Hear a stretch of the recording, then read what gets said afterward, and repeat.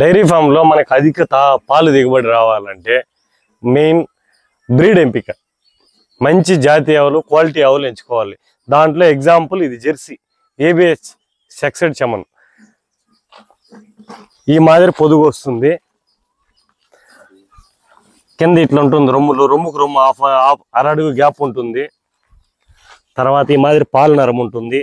ఇలాంటివి చూసి మనం ఎంపిక చేసుకోవాలి జెర్సీలో. ఇది దాదాపు మాకు 10 లీటర్లు ఇస్తుంది. రెండో ఈత 4 బళ్ళు.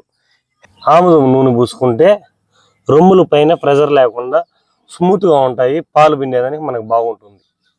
10 లీటర్లు ఇచ్చి ఆవు అని చెప్పా కదా, ఇప్పుడు లైవ్లో మీ ముందర చూపిస్తాం 10 లీటర్లు పిండి. ఇద్దరు పిండేదాని వల్ల తొందరగా పాలు పిండేస్తాము. సేపు అనేది ఆవుకి 4-5 నిమిషాలు ఉంటుంది. ఆ 5 నిమిషాలు 4 నిమిషాల్లో మనం పాలు పిండుకోవాలి, లేదంటే అంతగా పాలు ఇవ్వవు. జెర్సీ ఆవు టాప్ క్వాలిటీ బ్రీడ్లో 10 లీటర్లు ఇస్తాయని చెప్పినాయి కదా. ఇది బకెట్ వచ్చి 10 లీటర్ క్వాంటిటీ, 10 లీటర్ల పాలు ఇచ్చింది.